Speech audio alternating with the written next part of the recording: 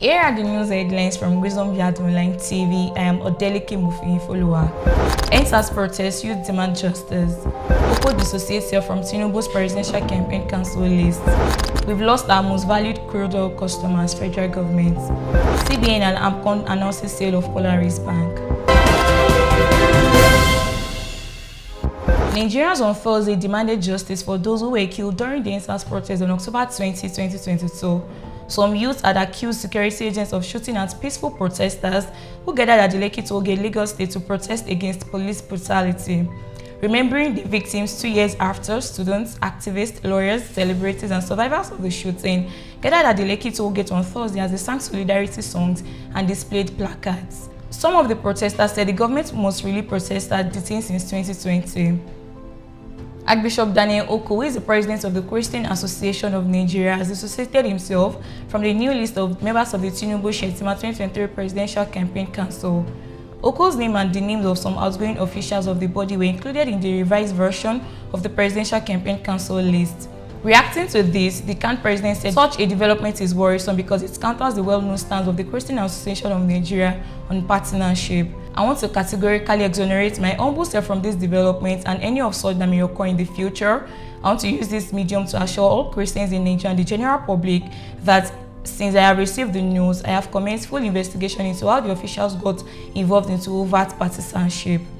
In the end of the probe, the Christian Association of Nigeria will take fair but decisive and appropriate action with a view to defending the ideals of the umbrella Christian body I lead by the grace of the Almighty God. On a final note, I urge the general public to be calm while we collectively work to entrench a culture of inclusion and respect for our religious diversities in our political leadership.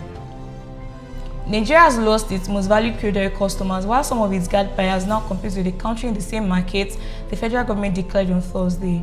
The federal government also stated that international oil companies were massively shifting focus to alternative fuels as the threat posed by the push for renewables was seriously gaining momentum. The government disclosed the truth Nigerian Midstream and Downstream Petroleum Regulatory Authority at the opening ceremony of the Midstream and Downstream Petroleum Industry Managers Forum in Abuja. The chief executive of the Nigerian Midstream and Downstream Petroleum Regulatory Authority, Farouk Ahmed, who was represented by the agency's executive director, Hydrocarbon Processing Plant, Installations and Transportation Infrastructure, Francis, urged operators in the oil sector to try and move along with the changes in the industry globally. The Central Bank of Nigeria and the Asset Management Company of Nigeria has announced the completion of a share purchase agreement for the acquisition of 100% of the equity in Polaris Bank by Strategic Capital Investments Limited. The House of Representatives on Wednesday okayed the sale of Polaris Bank, noting that the acquisition followed the laid-down procedure and the relevant presidential approval. A statement by the Central Bank of Nigeria Director of Corporate Communications, or SETA, said the SCIO had paid an upfront consideration of 50 billion naira to acquire 100% of the equity of Polaris Bank and had also accepted the terms of the agreement, which includes the full prepayment of the sum of 1.305 trillion naira, being the consideration bonds injected. The Central Bank of Nigeria thus received an immediate return for the value it has created in Polaris Bank during the stabilization period, as well as ensuring that all funds originally provided to support the intervention were recovered.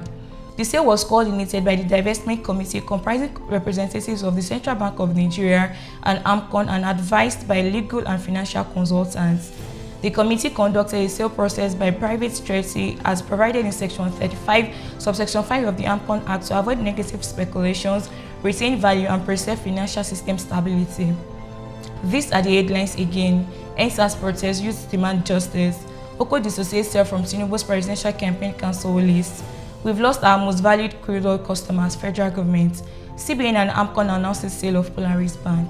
Thank you for staying tuned.